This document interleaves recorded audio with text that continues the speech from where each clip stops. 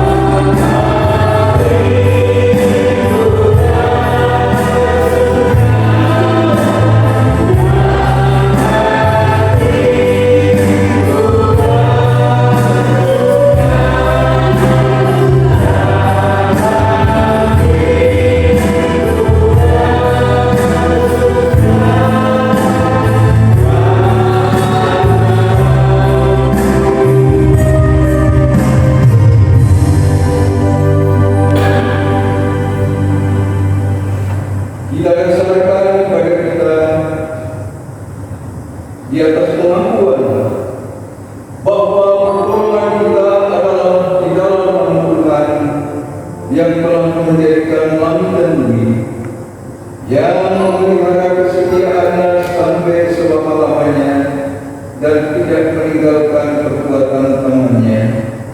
Salam sejahtera dari Allah Bapa dan dari Tuhan Yesus Kristus.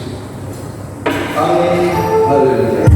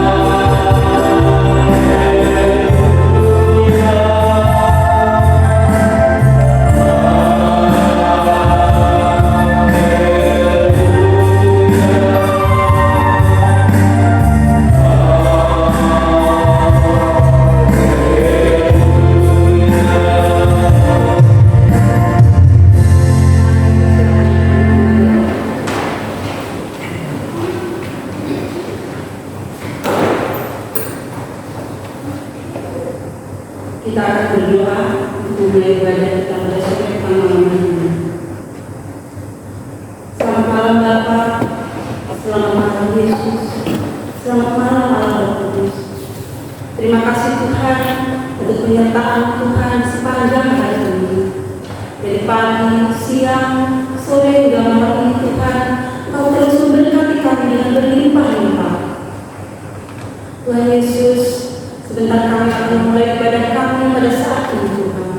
Ya Tuhan, biar Engkau memberkati setiap jemaat yang telah hadir pada saat ini. Engkau juga memberkati para pelayan-pelayan yang bertugas saat ini Tuhan. Terlebih-lebih lagi Tuhan Yesus, Engkau memberkati dan mengurapi hamba-Mu yang akan mendengarkan firman-Mu pada malam hari ini. Tuhan Yesus, kami juga berdoa Tuhan, jikalau dalam ruangan ini ada kuasa-kuasa kegelapan roh jahat yang hadir di tempat ini Tuhan, yang akan mengganggu jalan ibadah kami. Kami patahkan, kami tengik di dalam nama Tuhan Yesus Kristus. Kami percaya Tuhan, bila Roh Kudus-Mu yang tercurah di tempat ini Tuhan, dari setiap sisi penjuru di tempat ini. Terima kasih Bapa. Kami serahkan Tuhan jalan ibadah kami dari awal tengah hingga akhir ibadah nanti di dalam tangan kuasa-Mu. Di dalam nama Tuhan Yesus Kristus. Haleluya. Amin. Kita akan membaca teks pembimbing kita. Kita mau bermazmur. Mazmur 121. Kita buka Mazmur 121 ayat 1 sampai dengan 8. Untuk ayat yang ganjil, saya akan membacakannya bagi Bapak Ibu, dan Bapak Ibu boleh ayat yang genap dan seterusnya. Mazmur 121 ayat 1 sampai dengan 8. Tuhan menjaga Israel. Nyanyian dia, aku melayangkan mataku ke gunung-gunung, dari manakah akan datang pertolonganku? Pertolonganku ialah dari Tuhan yang menjadikan langit dan bumi. Ia takkan membiarkan kakimu goyah, penjagamu tidak akan terlelap. Sesungguhnya tidak terlelap dan tidak tertidur menjaga Israel. Tuhanlah menjagamu, Tuhanlah naunganmu di sebelah kanan kananmu. Matahari tidak menjadi engkau pada waktu siang atau bulan pada waktu malam. Tuhan akan menjaga engkau terhadap segala kecelakaan. Ia akan menjaga nyawamu. Tuhan akan menjaga masukmu dari sekarang sampai selamanya.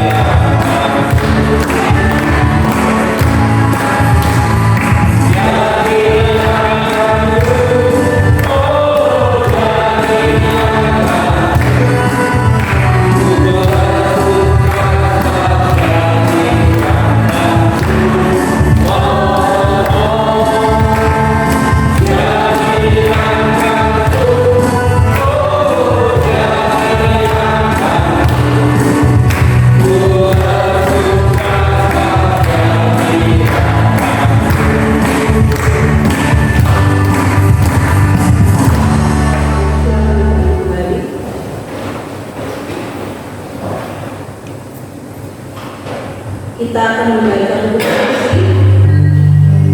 Buku kasih terambil dari 1 Yohanes 4 ayat 19 sampai 21. Kita mengasihi karena Allah lebih dahulu mengasihi kita.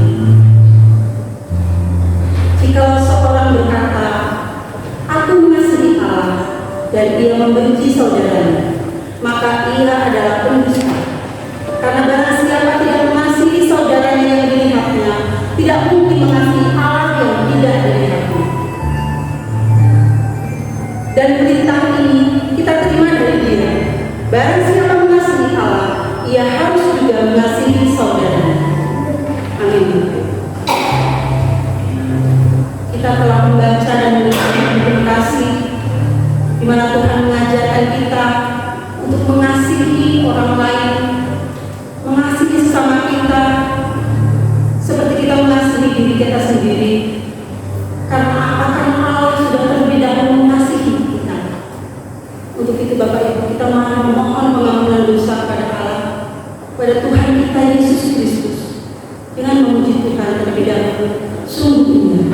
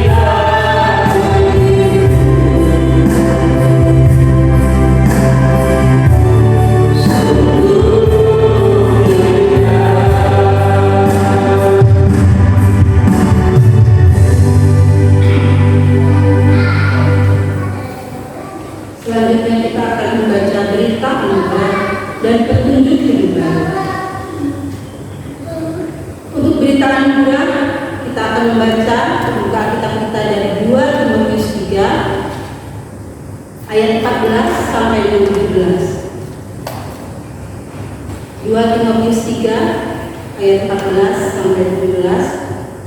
Saya akan membaca pertama dan buka yang selanjutnya. Tetapi hendaklah engkau tetap berpegang pada kebenaran yang telah engkau terima dan engkau yakini, dengan selalu mengingat orang yang telah mengajarkan kepadamu. Dari kecil engkau sudah mengenal kitab suci dan memberi hikmat kepadamu dan menuntut engkau pada keselamatan oleh iman kepada Kristus Yesus. Segala tulisan yang diilhamkan Allah memang bermanfaat untuk mengajar, untuk menyatakan kesalahan, untuk memperbaiki kelakuan dan untuk mendidik orang dalam kebenaran. Dengan demikian manusia dalam arah dipengaruhi manusia berbuat baik. Selanjutnya kita akan membaca petunjuk hidup baru terambil dari 2 Timotius 4 ayat 1 sampai 5. 2 Timotius 4 ayat 1 sampai 5. Saya akan membaca terlebih dahulu, selanjutnya Bapak Ibu. Berikutnya, penuhilah panggilan pelayanannya di hadapan Allah dan Kristus Yesus yang akan menghakimi orang yang hidup dan yang mati. Aku berpesan dengan sungguh-sungguh kepadamu demi pernyataannya dan demi kerajaan. Beritakanlah segala baik tidak baik untuknya. Nyatakanlah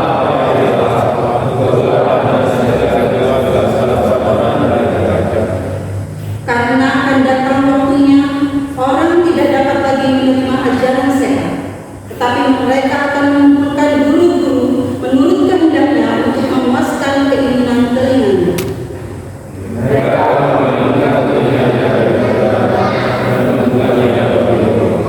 Tetapi kuasailah dirimu dalam segala hal, sabarlah menderita, lakukanlah pekerjaan pemberita Injil, dan tunaikanlah tugas pelayanan. Kita akan mempersiapkan hati kita untuk mendengarkan kebenaran firman Tuhan yang akan dibawakan oleh Kiranya. Namun sebelum itu kita akan memuji Tuhan, Kaulah segalanya.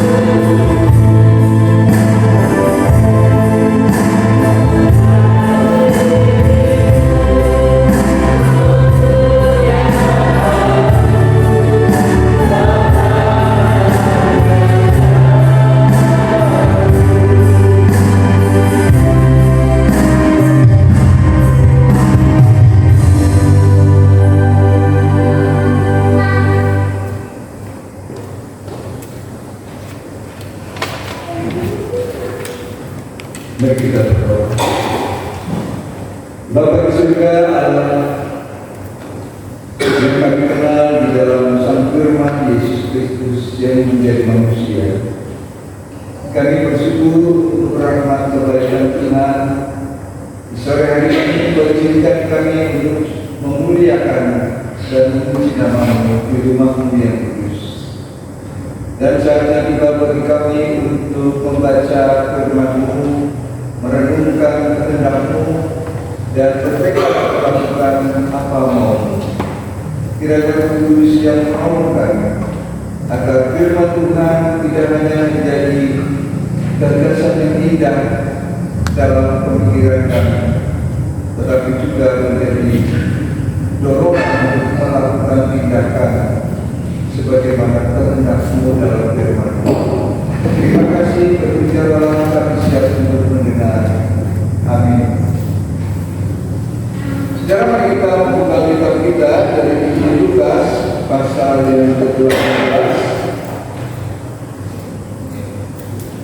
ayat yang pertama sampai 8. Lukas 18 ayat 1 sampai 8. Saya akan membaca dalam terjemahan Alkitab yang baru. Yesus menyampaikan suatu perumpamaan kepada mereka untuk menegaskan bahwa mereka harus selalu berdoa tanpa jemu-jemu. Katanya, di sebuah kota ada seorang hakim yang tidak takut akan Allah dan tidak menghormati seorang pun.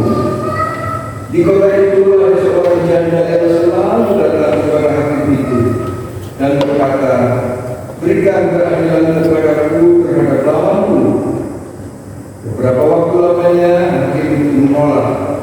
Namun kemudian dia berkata dalam hatinya, walaupun aku tidak takut akan Allah dan tidak menghormati seorang pun, tetapi karena janda ini menyusahkan aku, baiklah aku memberi keadilan kepadanya, supaya jangan terus saja dia datang dan akhirnya melelahkan aku. Kata Tuhan, perhatikanlah apa yang dikatakan hakim yang tidak adil itu. Tidakkah Allah akan memberi keadilan kepada orang-orang pilihannya yang siang malam berseru kepadanya? Apakah yang mengulur-ulur waktu sebelum menolong mereka? Aku berkata kepadamu, Ia akan segera memberi keadilan kepada mereka. Tetapi ketika Anak Manusia itu datang, apakah dia mendapati iman di bumi? Dan demikianlah Injil Tuhan kepada kita yang mendengar, dan berbahagialah kita kalau menjadi pelaku firman-Nya. Tema khotbah kita hari ini adalah konsep atau praktek iman. Saudara-saudara sekalian, ketika kita beriman, menyatakan diri sebagai orang beriman, di dalam prakteknya ternyata iman itu berdimensi luas. Bahkan beriman artinya kita diposisikan berhadapan, berlawanan, beriman di dalam konsep atau beriman di dalam praktek. Beriman secara teoritis atau beriman dalam praktek. Nah, bagaimana beriman dalam konsep? Saudara-saudara sekalian, beriman dalam konsep itu bisa diartikan pertama sebagai beriman yang ikut-ikutan. Kita beriman pada Allah, kita percaya pada keselamatan, kita percaya pada pengampunan hanya oleh keturunan atau warisan keluarga. Bisa jadi nenek moyang kita mangkong, opung, bakar, bukti itu memang sudah beriman, dan ketika sampai kepada kita ikut-ikutan, bukan oleh karena pemahaman dan keputusan pribadi, bukan oleh karena hasil pergumulan kita, kemudian mengambil keputusan untuk mengikut Tuhan. Ikut-ikutan bisa juga terjadi oleh karena suami anak pacar Kristen aktif ikut kegiatan gereja karena relasi, karena hubungan, dan bukan oleh karena keputusan yang sifatnya pribadi. Nah, saudara, kalau model keimanan kita seperti itu dijalankan tanpa pemahaman atau pemahaman tetapi tidak mendalam, asal ikut dan ikut asal-asalan, maka artinya kita baru beriman di dalam tahap atau dalam level ikut-ikutan. Yang kedua, saudara-saudara, beriman dalam konsep itu beriman yang berilmu. Nah, ini lebih meningkat, naik kelas. Oleh karena dia mengimani berbasiskan pengetahuan.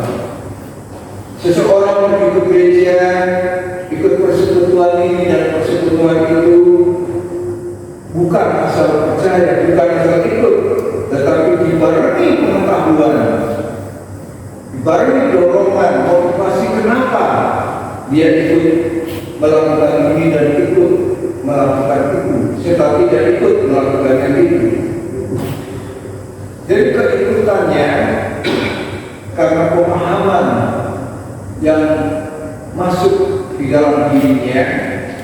Dan itulah sebabnya maka kenapa gereja itu mempersiapkan warganya menjadi jemaat yang dewasa melalui apa yang disebut katekisasi.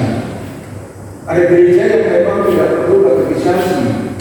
Mereka berpikir yang penting asal percaya, baptisan, dan nanti itu dewasa sendiri, tahu sendiri dalam perjemaat. Ya, dan bisa kita hormati. Itu bagi kita, tanggung jawab kita, tanggung jawab gereja adalah untuk memperlengkapi dan membina warga jemaat untuk menjadi dewasa, memiliki pengetahuan dasar tentang apa yang dia imani, untuk apa dia bekerja. Maka di dalam katekisasi kita diajar untuk mengenal walaupun secara dasar ya, mengenal Alkitab sebagai sumber utama otoritas iman. Kita diajar mengenal Allah sebagai Sang Pencipta, kejatuhan manusia dan keselamatan di dalam Kristus, kemudian ajaran tentang hukum Allah, tentang doa, tentang tanggung jawab iman dan lain-lain. Tujuannya jelas, saudara-saudara, supaya dia tidak hanya sekedar percaya tanpa dia tahu kenapa mempercayai ini dan mempercayai itu, supaya dia tahu akan firman Tuhan, bukan sekedar mendengar firman, bukan sekedar supaya dia mengerti apa itu doa, tetapi juga mengapa mesti berdoa dan bagaimana dia berdoa dan berdoa itu sendiri. Nah, saudara-saudara sekalian, dengan pemahaman semacam itu, maka dia menjalankan sesuatu bukan asal, tetapi dengan dasar yang dia percayai, dengan wawasan yang dia miliki, maka akan lebih termotivasi karena dia tahu untuk apa, dari mana dan kenapa, serta mengapa dia melakukan itu. Kemudian yang kedua, soal beriman di dalam praktek dan fakta. Nah, saudara-saudara sekalian, iman yang percaya dan yang mempercayai apa yang dia imani, serta mempercayakan seluruh pengharapannya kepada apa yang dia percayai, itulah iman di dalam praktek. Jadi dipindahkan dari teori, dari pemahaman, dari definisi menjadi sesuatu yang praksis dan dilakukan, karena iman tidak pernah hanya menjadi sebuah ide. Iman tidak pernah berhenti menjadi sebuah definisi, tetapi iman harus diletakkan dalam sebuah tindakan. Iman tidak pernah pasif. Nah, ketika iman dikatakan muncul dalam tindakan, artinya bahwa seluruh hidup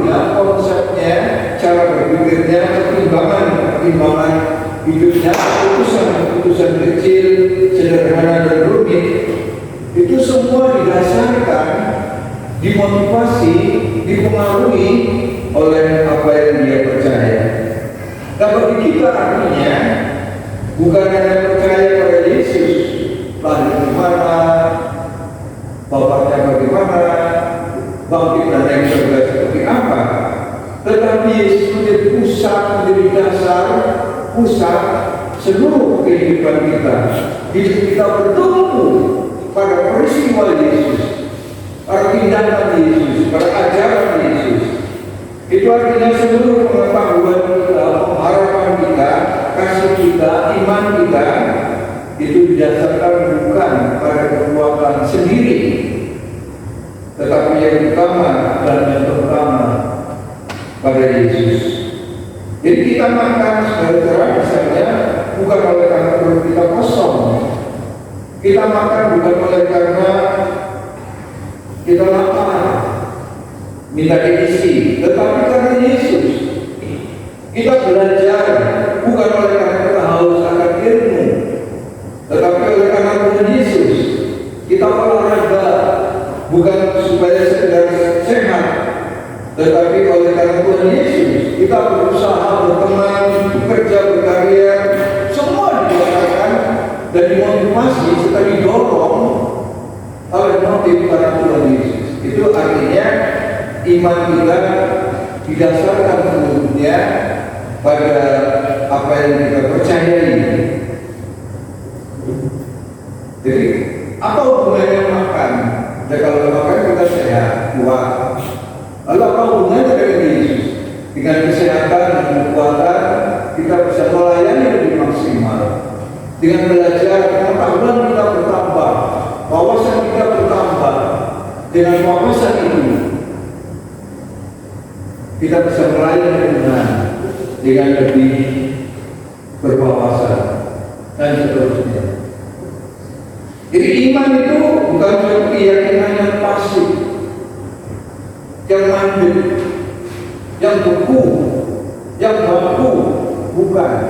Tetapi kepercayaan yang aktif, dinamis, bahkan kreatif, serta inovatif, yang hasilnya menjadi nyata melahirkan tindakan iman yang didorong oleh perubahan karakter di dalam diri kita.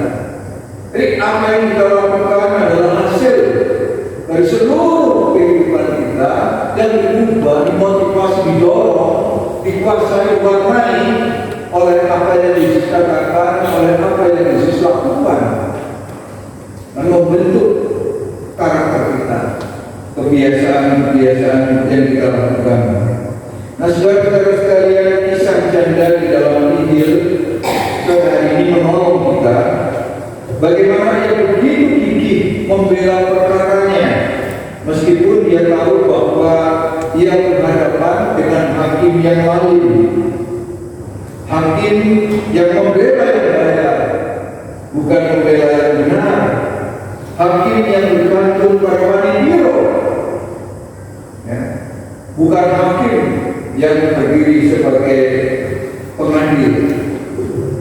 Nah, janda ini saudara-saudara berada pada situasi yang tidak menguntungkan di dalam struktur masyarakat Yahudi. Seorang janda statusnya adalah bukan golongan elit, dia termasuk golongan amhaar, yaitu golongan jelata yang sudah janda jelata, jadi kelasnya turun terus. Nah, di dalam masyarakat masa itu dia hanya angka, hanya kumpulan manusia. Kalau dihitung dia ada, dia masuk dalam daftar jumlah penduduk, tetapi dia tidak lagi dia manusia, dia hanya angka doang, terhitung dalam komunitas, terhitung dalam keanggotaan masyarakat, tetapi dia bukan lagi manusia. Artinya statusnya sangat-sangat second class, tereliminasi, terdiskriminasi. Dia tidak pernah menjadi orang yang setara dengan orang lain. Jadi tidak pernah keadilan akan berpihak padanya. Tetapi ketika dia punya kasus, dia punya masalah, menarik bahwa dia tidak mau menyerah, memperjuangkan kasusnya. Dia tidak mau memandang, menerima begitu saja. Dia tidak pernah surut untuk berjuang, tetapi dia maju terus, dan akhirnya hakim yang disebut lalu itu mengadili dengan benar, dan hasilnya pun dirasa adil. Saudara-saudara, di dalam Tuhan pesan ini jelas bahwa seorang hakim lalu saja, kata Yesus, bisa berlaku adil. Seorang hakim yang mengadili orang biasanya menggunakan aji mumpung saja, yang biasanya berdasarkan perawani piro saja, bisa berlaku adil. Apalagi Allah, kata Yesus, yang adalah Maha Adil dan Maha Kasih.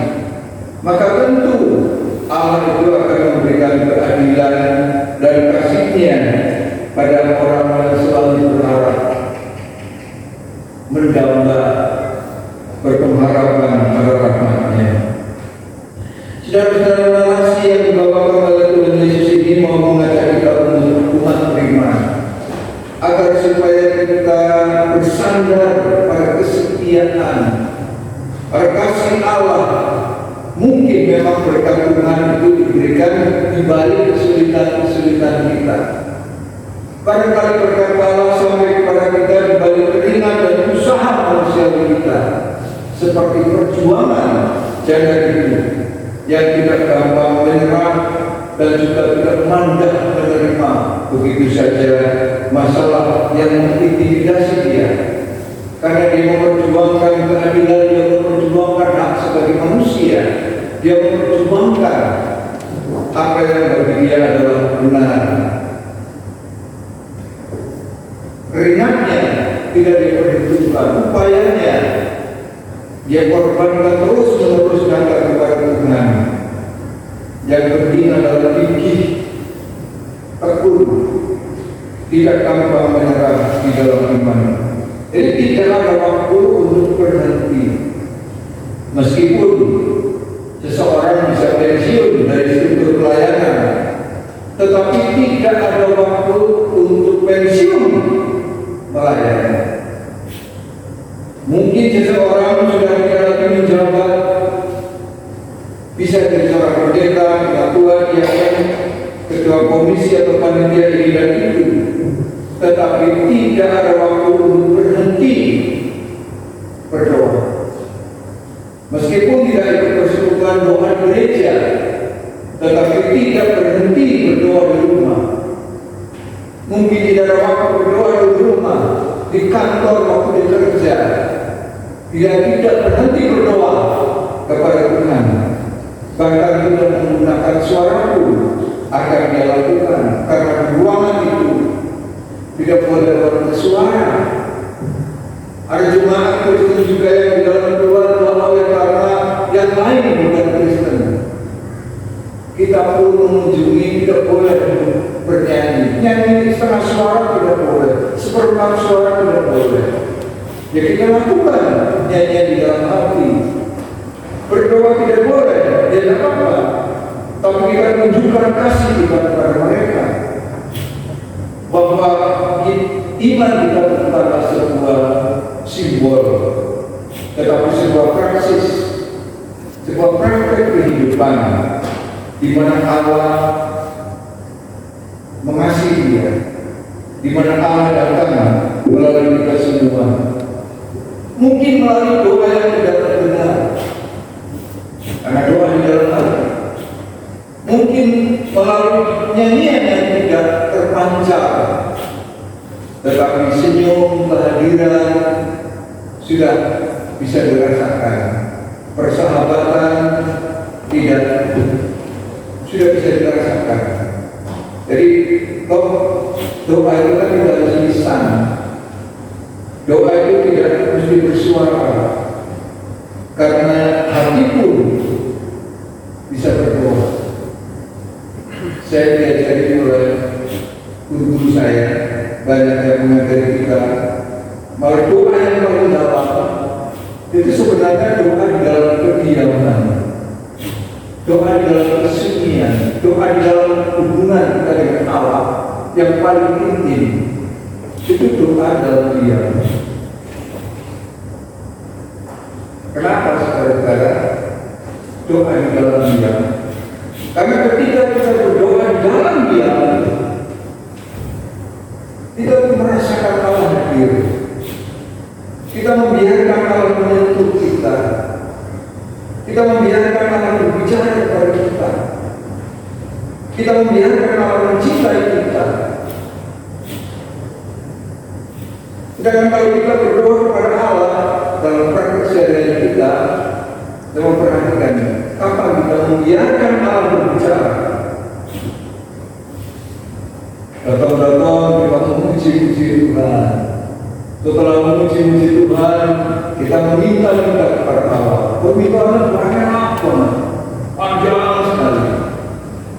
Tapi Tuhan itu, kapan kamu menerima aku? Kapan kamu merasakan cinta? Maka saya paling suka doa kontemplasi. Tetapi doa ini memang tidak semua orang suka. Ya, ngapain itu? Pada doa kata itu kan doa membuat gambaran.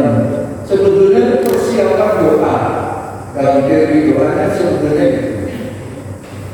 Coba sekarang kalau kita perhatikan, kalau kita berdoa dengan kata Tuhan, aku datang kepadamu, aku memuji Engkau. Itu kan kita sedang mempersiapkan kapan kamu datang, kapan kamu memuji. Tahu-tahu minta ini dan minta itu. Tapi kalau kita diam, kita merasakan kehadiran Allah, kita merasakan kebesaran Allah, kita merasakan sentuhan Allah. Disitulah terjadi hubungan dan relasi yang sangat intim dengan Tuhan. Tetapi jangan kita lakukan. Dulu ketika pertama di sini menjelang Paskah, saya mencoba untuk mengajak beberapa jemaat belajar kontemplasi yang tidak banyak-banyak sih. Rupanya di banyak tempat memang yang saya juga pernah layani itu hampir-hampir tidak bisa dilaksanakan dalam jumlah yang diharapkan. Tetapi meskipun demikian, saya melihat ada kerinduan untuk menghayati doa semacam itu. Dan saudara-saudara sekalian, ini bukan cuma simbol, bukan cuma retorika, bukan cuma konsep, bukan cuma rumusan, tetapi nihil di dalam praktek, atau moderat tetapi minim di dalam praktek. Ada sekitar sedikit praktek tetapi minimal. Nah, sekarang saja di dalam narasi Yesus mengajar kita untuk praktek iman.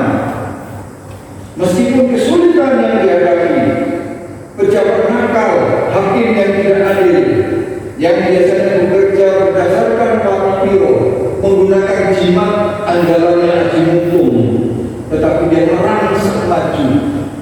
Dia berjuang demi membela hak, memperoleh keadilan. Dan ternyata upaya perjuangannya tidak mengecewakan. Dia memperoleh keadilan dan kemenangan di dalam kasusnya. Padahal hakimnya zalim, sukanya zalim, mainnya salim, soal tempel. Tetapi dia bisa memberi keadilan dan kemenangan. Ini luar biasa, apalagi Allah yang setia, Allah yang mengasihi kita, nonsen tidak memberikan keadilan kepada kita, omong kosong kalau tidak memberi kemenangan, meskipun kadang-kadang jalannya rumit, jelimet, tetapi di balik badai selalu ada matahari, di balik kesulitan, di balik keruwetan, di balik jelimet selalu ada cahaya, ada kemungkinan, ada alternatif, ada berkah.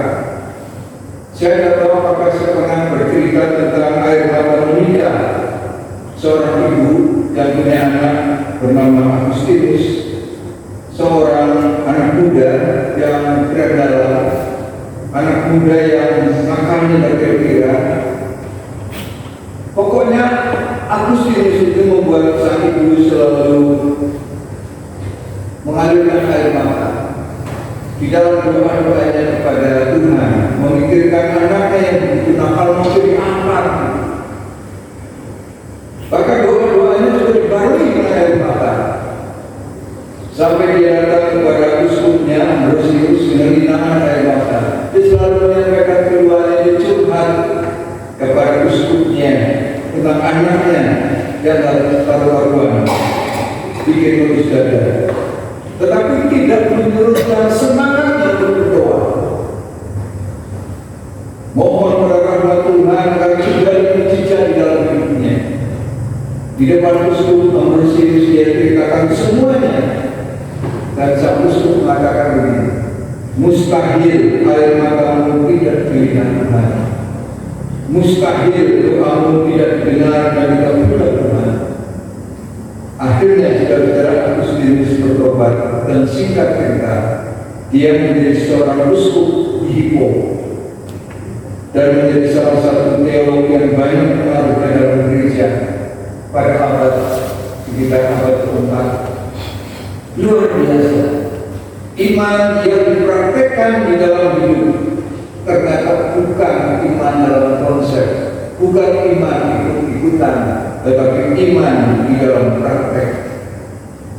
Amin. Mari kita berdoa. Bapa di surga yang memberikan iman percaya kepada kami bersyukur untuk rahmat pemberian-Mu. Ajarkan kepada kami supaya iman yang Tuhan berikan kami hidupi,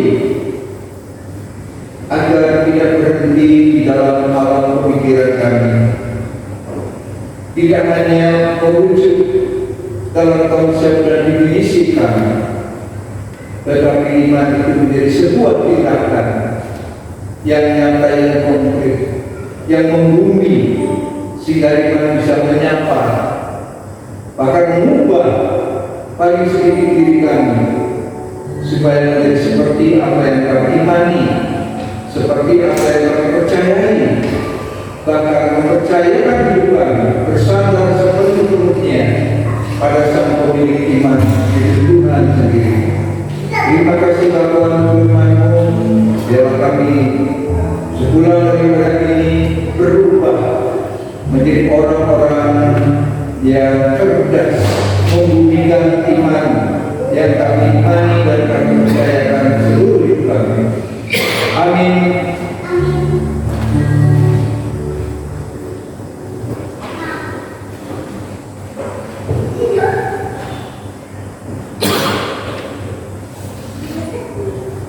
Demikianlah firman Tuhan yang telah dengarkan bersama-sama. Untuk meresponi firman Tuhan yang kita dengarkan tadi, kita akan memuji Tuhan. Doa membahas segala sesuatu. Amin.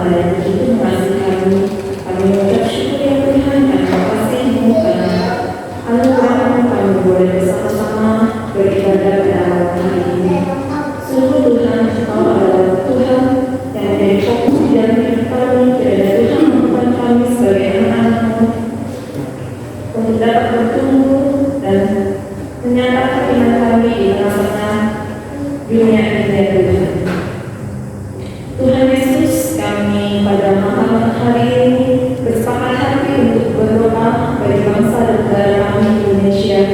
Kiranya Tuhan yang tolong bangsa kami, juga Tuhan mampukan kami sebagai anak-anak Tuhan yang menempatkan kami baik sebagai karyawan, sebagai pelajar maupun peran yang Tuhan berikan bagi kami, sehingga kami boleh juga turut ambil bagian bagi bangsa dan negara kami, sehingga bangsa dan negara kami boleh semakin baik lagi ya Bapa.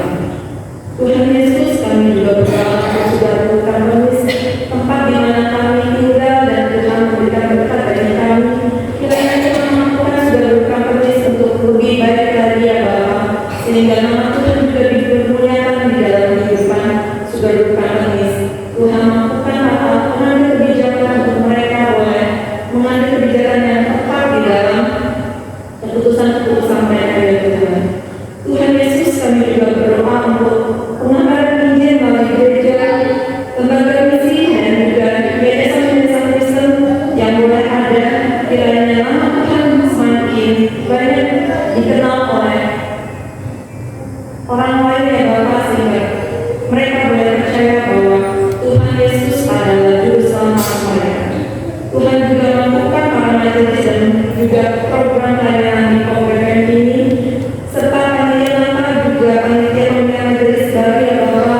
Kiranya setiap hal yang mereka kerjakan Tuhan membawa jiwa-jiwa semakin dikuatkan di dalam Tuhan di gereja Tuhan. Tuhan Yesus, kami juga berdoa untuk anak-anak sekolah baik dari PAUD sampai dengan perguruan tinggi, baik di dalam sains maupun di luar sana ya Tuhan. Kiranya Tuhan tolong mereka di dalam pendidikan mereka, sehingga mereka boleh menjadi anak-anak juga yang pandai, yang bijak, dan juga mereka boleh menjadi anak-anak kesukaan Engkau di dalam pendidikan mereka ya Tuhan. Kami juga berdoa ya Tuhan untuk pemuda-pemudi yang sedang mencari pekerjaan dan juga pasangan hidup. Kiranya Tuhan mampukan mereka untuk mereka memperoleh pekerjaan yang tepat dan juga pasangan hidup yang sepadan yang Tuhan izinkan menjadi pendamping mereka ya Tuhan. Tuhan Yesus, kami juga berdoa jemaat yang sakit, Ibu Widiawati, Ibu Veronica Sati, dan Ibu Maria, kiranya Tuhan yang memberikan kesembuhan dan juga Tuhan memberikan iman yang teguh bagi mereka, sehingga mereka terus tetap memuji Engkau di dalam kelemahan fisik mereka ya Tuhan.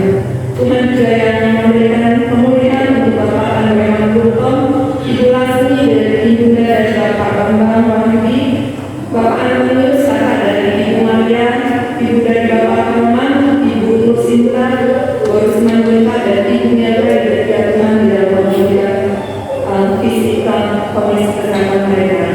Tuhan, kami juga berdoa untuk Ibu Nurtanto yang kemarin ibunya dipanggil Tuhan, kiranya Tuhan memberikan penghiburan dan juga kekuatan bagi Ibu Nurtanto serta keluarga untuk terus menyerahkan kehidupan mereka di dalam tangan Tuhan, sehingga mereka tetap dan yakin bahwa Tuhan memberikan kekuatan dan juga kesabaran bagi mereka saat mereka sudah ibu mereka dipanggil oleh Tuhan.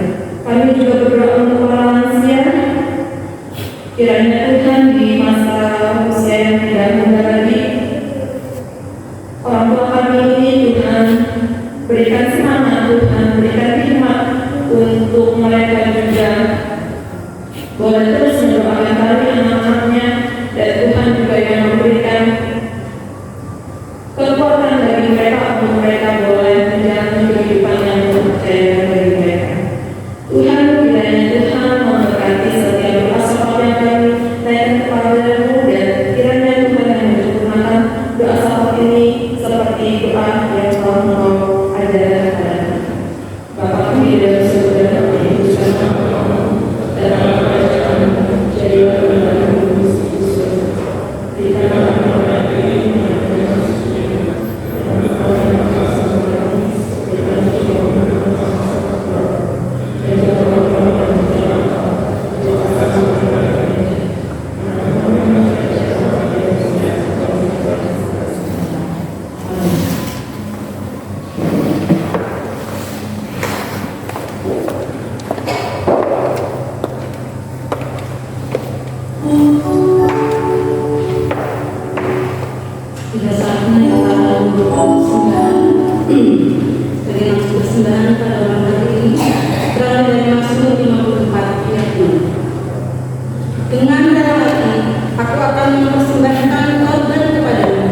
bersyukur sebab nama-Mu baik, ya Tuhan.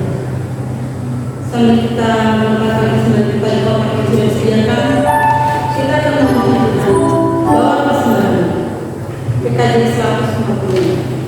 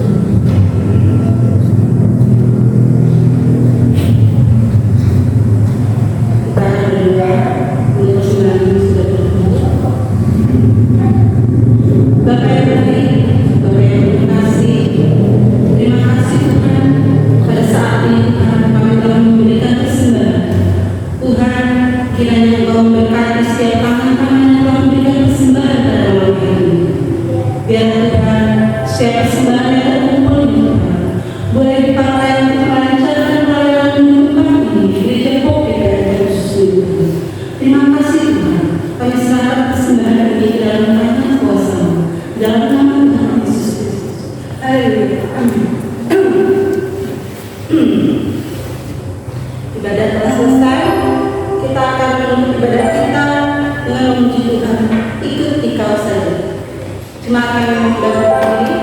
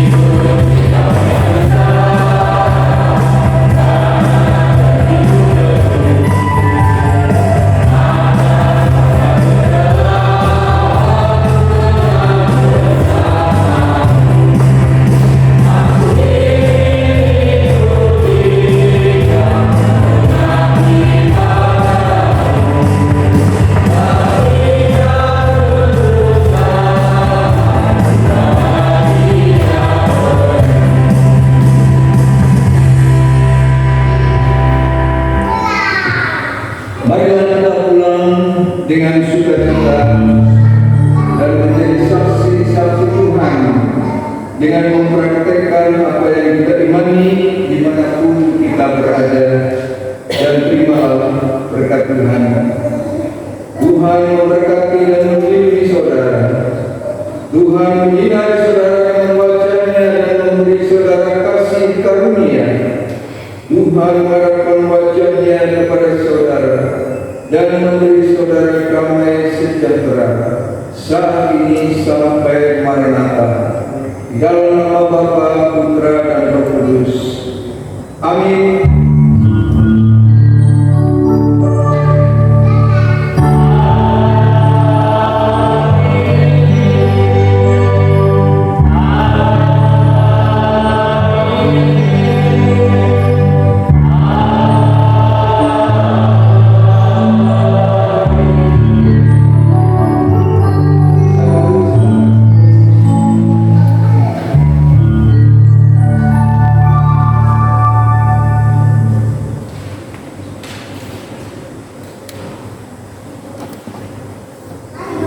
Ibadah telah selesai.